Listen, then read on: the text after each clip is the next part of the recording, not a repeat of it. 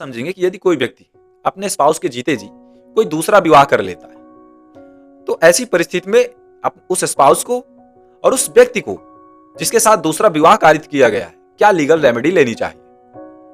देखिए यहां पर स्पष्ट कर दूं, स्पाउस को हिंदी में बोलते हैं जीवन साथी, और लाइफ पार्टनर एक वर्ड यूज होता है इंग्लिश में। तो स्पाउस, लाइफ पार्टनर और जीवन साथी ये तीनों एक है। आपको जो अच्छा लगे वो अपने हिसाब से समझ लीजिए, ठीक है। मैं तीनों वर्ड्स यूज कर सकता हूं या किसी पर्टिकुलर वर्ड को यूज कर सकता हूं। तो एक एग्जांपल के माध्यम से आपको समझाता हूं। मान लीजिए कोई पुरुष है, ठीक है ना, और उसका विवाह हो चुका है, उसकी पत्नी है, लीगली मैरिड पत्नी है, और उस पत्नी के होते हुए भी वह किसी दूसरी महिला से क्या करता है, विवाह करता है। और जब वह दूसरी महिला से विवाह करता है तो उस महिला को बताता नहीं अपनी पहली पत्नी के बारे में और अपनी पहली शादी के बारे में। तो ऐसी स्थिति में जो विवाह है वो नल एंड वॉइड हो जाता है, यानी कि जो दूसरा विवाह है वो अवैध माना जाता है, उसे शून्य मान लिया जाता है। तो ऐसी स्थिति में वो जो पुरुष है वो दो लोगों के साथ चीटिंग करता है। पहला तो अपनी पत्नी के साथ, और दूसरा चीटिंग करता है उस महिला के साथ जिसके साथ उसने दूसरा विवाह कारित किया। तो उसने दोनों के साथ अपराध कारित किया, इसका मतलब तो दोनों के साथ अपराध कारित किया, तो दोनों व्यक्ति उसके खिलाफ अभियोग पंजीकृत करवा सकते हैं। अगर महिला अभियोग पंजीकृत करवाती यानी कि एफआईआर लॉन्च करवाती उस व्यक्ति के खिलाफ, तो ऐसी परिस्थिति में जब उसके खिलाफ अभियोग चलेगा, ट्रायल चलेगा, और जब उसको सजा मिलेगी तो अधिकतम 7 साल की सजा का प्रावधान है। अगर महिला के खिलाफ यानी कि पत्नी अभियोग पंजीकृत करवाती है तो ये जो अभियोग है ये नॉन कॉग्निजेबल, बेलेबल और कंपाउंडेबल ऑफेंस है। इसी प्रकार से वो महिला जिसके साथ ये पुरुष विवाह करता है, दूसरा विवाह, और चीटिंग करता है, मतलब विवाह किया और उसे अपनी पहली शादी के बारे में नहीं बताता, और वो महिला अभियोग पंजीकृत करवाती है, एफआईआर लॉन्च करवाती है, तो ऐसे अपराध के संबंध में अधिकतम 10 साल की सजा का प्रावधान किया गया है। और यह नॉन कॉग्निजेबल, बेलेबल, लेकिन यहां पर यह ऑफेंस नॉन कंपाउंडेबल हो जाता है। देखिए कंपाउंडेबल और नॉन कंपाउंडेबल मैंने दोनों अपनी पहली कई वीडियो में समझा दी, इस वीडियो में भी बता दे रहा हूं, ठीक है। कंपाउंडेबल का मतलब होता है कि दोनों पार्टियां आपस में सुलह समझौते के माध्यम से मामले को सेटल कर सकते हैं, सुलझा सकते हैं, खत्म कर सकते हैं।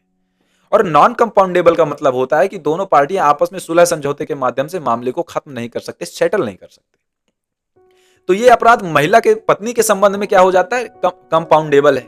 लेकिन उस महिला के संबंध में जिसके साथ धोखा देकर विवाह किया गया, पहली शादी के बारे में बताया नहीं गया, ये नॉन कंपाउंडेबल हो जाता है। 2 परिस्थितियां हैं जिसमें ऐसा करना अपराध नहीं माना जाएगा, यानी कि दूसरी शादी करना अपराध की श्रेणी में नहीं आएगा। पहली कंडीशन है डाइवोर्स की। अगर कोई व्यक्ति, अगर वो पुरुष डाइवोर्स ले लेता है अपनी पहली पत्नी से और डाइवोर्स के बाद दूसरा विवाह करता है तो ये अपराध नहीं है। कोई भी व्यक्ति डाइवोर्स लेने के बाद दूसरी शादी कर सकता है, इसको अपराध नहीं माना जाता। दूसरा विवाह लीगली वैलिड विवाह है। और दूसरी कंडीशन है कि व्यक्ति का स्पाउस यानी जीवन साथी, अगर वो पुरुष है, उस पुरुष का जीवन साथी महिला है और उसकी पत्नी पिछले 7 साल से लापता है और पिछले 7 साल से उसके जीवित होने की कोई सूचना नहीं मिली, किसी रिश्तेदार के द्वारा, किसी अन्य जानने वाले व्यक्ति के द्वारा, कहीं से भी किसी भी प्रकार की उसके जीवित होने की सूचना नहीं मिली, और 7 साल बीत गए।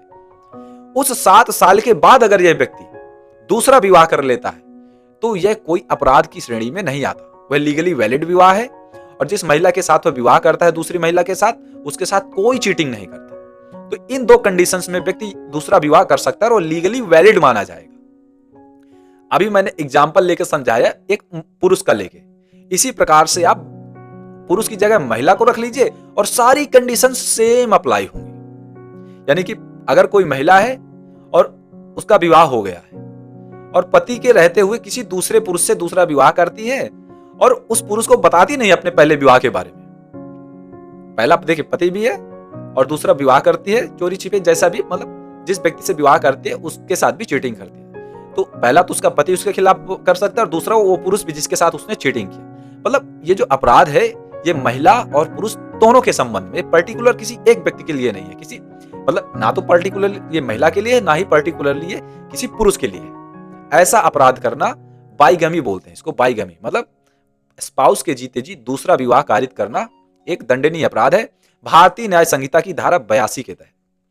सेक्शन 82 सब सेक्शन 1 के तहत महिला रेमेडी ले सकती है, या मतलब महिला का मतलब स्पाउस या स्पाउस ले सकता है। यहां पर मैं महिला की जगह स्पाउस वर्ड ज्यादा बेहतर है। स्पाउस रेमेडी ले सकता है सेक्शन 82 सब सेक्शन 1 के तहत। और सेक्शन 82 सबसेक्शन 2 के तहत वो व्यक्ति रेमेडी ले सकता है जिसके साथ दूसरा विवाह किया गया है और उसे पहले विवाह के बारे में कोई जानकारी नहीं दी गई, चीटिंग की गई। ठीक है, इस वीडियो में इतना ही। मिलते हैं किसी नए वीडियो में कुछ नई जानकारी के साथ।